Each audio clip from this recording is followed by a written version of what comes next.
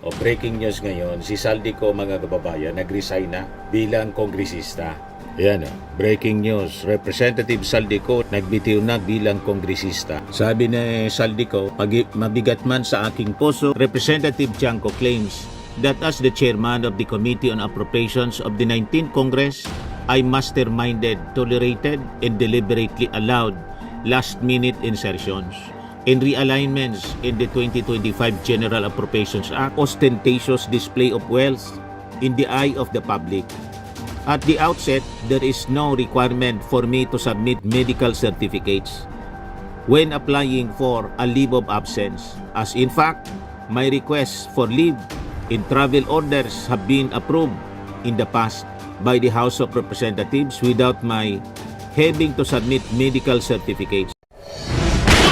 Nagbabagang mga balita at pagtalakay sa mga isyu ng lipunan. Bulsa! Opinyon, banat at paglalantad sa katotohanan. Bulsa! What you see is what you get. You decide. Hello po mga kababayan, si Dante Maravillas, Bicolano vlogger, broadcast journalist from Albay. O breaking news ngayon, si Saldico mga kababayan nag-resign na bilang kongresista. Ayan o, breaking news, Representative Saldico nagbitiw na bilang kongresista. Sabi ni Saldico, mabigat man sa aking puso, ako ay nagpapaabot ng aking pagbibitiw bilang kinatawan sa mababang kapulungan ng Kongreso. Sa loob ng aking panunungkulan, aking sinikap maging kasurog ng bawat Pilipino, lalo na ng ating mga kababayan sa Bicol. Ang desisyong ito ay hindi naging madali, ngunit ito'y aking tinimbang ng mabuti para sa ikabubuti ng aking pamilya at ng mga taong patuloy kong pinaglilingkuran. Maraming salamat sa pagsuporta. So ito mga kababayan, yung kanyang resignation letter addressed to the House of Representatives sa pamamagitan ni Speaker Faustino G.D. III saka ng Chairman na Committee on Ethics and Privileges, Honorable Jonathan Clement Abalos. So ito, yung kanyang reply sa letter complaint dated September 22. Una nang sinabi po ni Saldico na kung pipilitin siya daw na pawiin, magre-resign na lang siya. So ito na yung kanyang desisyon, mag-resign na lang. So sabi niya, on account of the real, direct, grave, and imminent threat to the lives of my family members and me in the evident denial of my right to due process of law, I am constrained to tender with the immediate effect my irrevocable resignation as a member of the House of Representatives. The Ako Bicol Party List will inform you your good office of the nominee who will take my place in the House of Representatives. I also take this opportunity to respond to the September 22, 2025 letter complaint filed by Representative Tobias Tiangco that the corresponding penalty sanctions be imposed upon me on account of the accusations he made against me. I will respond to each of these baseless accusations, sabi po ni Saldico. First, on my supposed violation of Section 1 of Article 11 of the Constitution, Representative Tiangco claims that as the chairman of the Committee on Appropriations of the 19th Congress, I masterminded, tolerated, and deliberately allowed last-minute insertions in realignments in the 2025 General Appropriations Act or 2025 GAA. According to him, billions of pesos were inserted by the small committee up to the bicameral committee. Representative Tiangco further assert that the insertions bypassed priority projects and cast serious doubts on the legitimacy of purpose. Certain foreign assisted projects were diverted to unprogrammed appropriations. I categorically deny these baseless accusations. I did not mastermind, tolerate, or allow any supposed last-minute insertions and realignments in items in the GAA 2025 GAA. All items in the 2025 GAA, including those stated in the corresponding bicameral report, were approved at plenary sessions in following the collegial process of both houses of Congress, and it is impossible, if not absolutely impossible, that I, on my own, could make any supposed insertions without the knowledge or approval of the members of both chambers of Congress. The 2025 GAA was eventually signed into law by the President after what we as members of the House of Representatives understood to be thorough scrutiny by His Excellency of each and every item to ensure that everything is in order. Presently, the validity of the GAA 2025 GAA is the subject of a Supreme Court proceeding and a case before the Office of the Ombudsman. Until such time as these tribunals make a ruling on the matter, it is premature for Representative Tiangco to make a claim that the 2025 GAA, including the bicameral report, is not valid, and or that I had on my own made insertions in these documents. So sinagot na isa-isa mga kababayan ni Saldico. With all due respect to this honorable committee's administrative and disciplinary authority, it is prudent to await the resolution of the Supreme Court and or the Ombudsman pending trial to prevent any premature conclusions and or decisions that may compromise the integrity, fairness, and impartiality of this committee. Any inconsistent view or decision due to this committee's premature judgment or decision may cast doubt upon its credibility and the integrity of its proceedings. Second, sabi po ni Saldico, on my supposed violation of Section 4B and H of Republic Act 6713, otherwise known as the Code of Conduct and Ethical Standards of Public Officials and Employees. According to Representative Tiangco, my absence from the House of Representatives for medical reasons is unsubstantiated because I have not submitted any medical certificates. Representative Tiangco likewise claims that my family and I indulge in extravagant or ostentatious display of wealth in the eye of the public. At the outset, there is no requirement for me to submit medical certificates when applying for a leave of absence, as in fact, my requests for leave in travel orders have been approved in the past by the House of Representatives without my having to submit medical certificates. In any event, I have been consulting doctors abroad since mid-2024 and have been continuing to consult with them. Also, even if I am physically absent from the Philippines, I continue to render public service remotely. I deny my family and I indulge in extravagant or I deny that my family and I indulge in extravagant, ostentatious display of wealth in the eye of the public. Our lifestyles have not changed from before I became a public official up to now. My wife and children keep away from the media and they certainly do not display what we own to the public.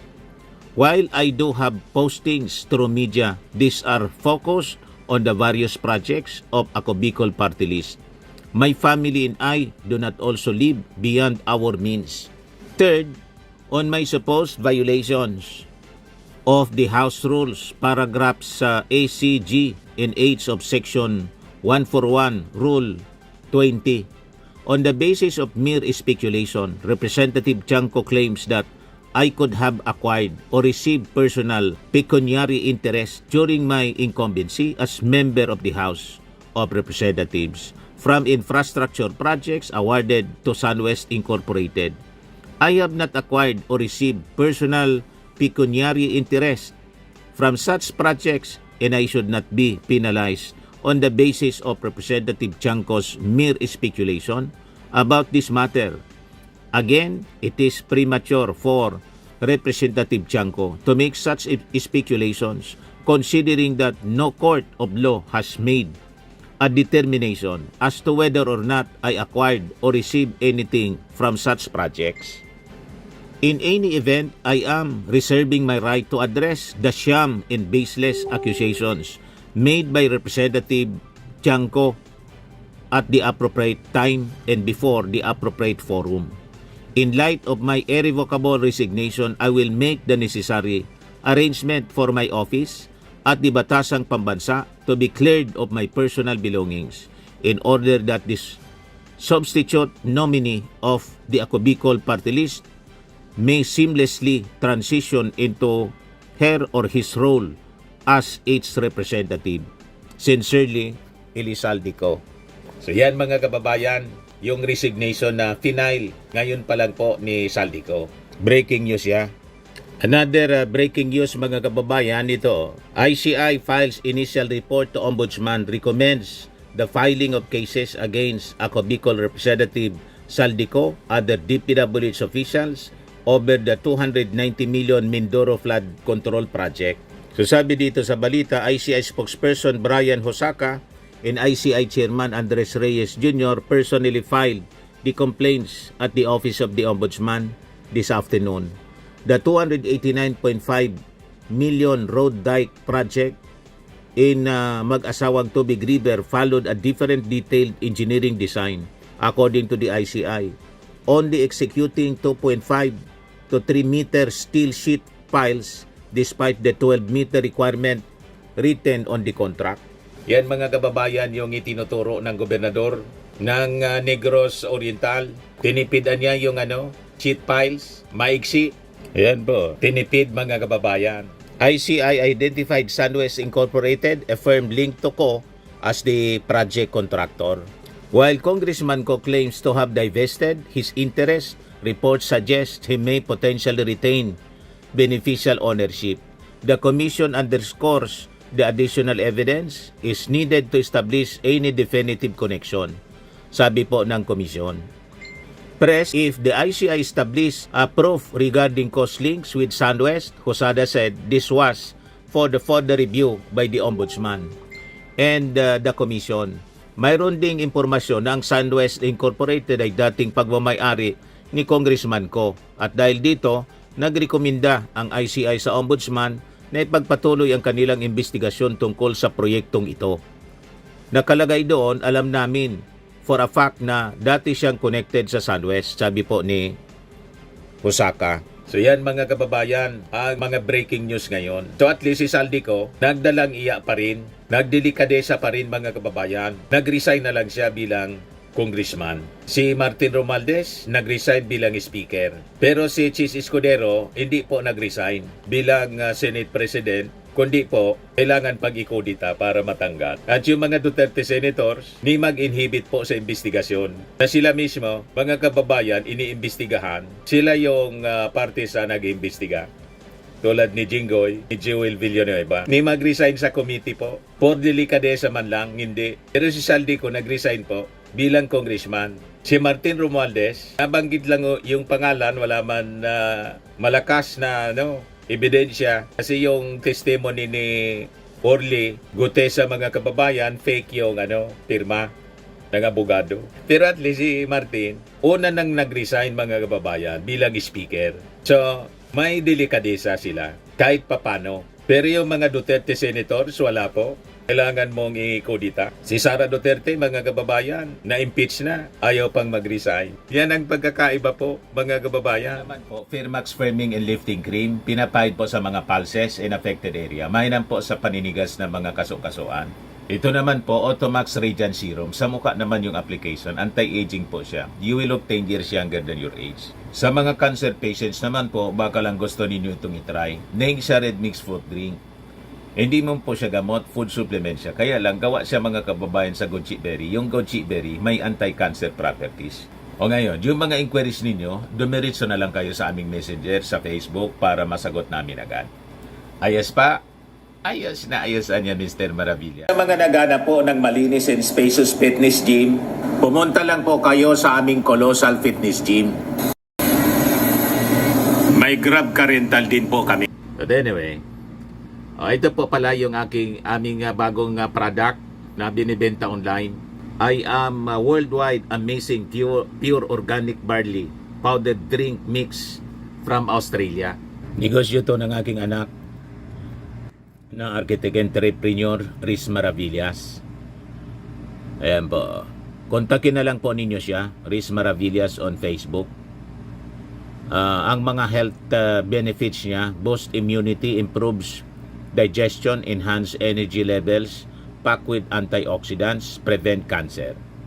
Ito naman po yung bago naming product na binibenta online.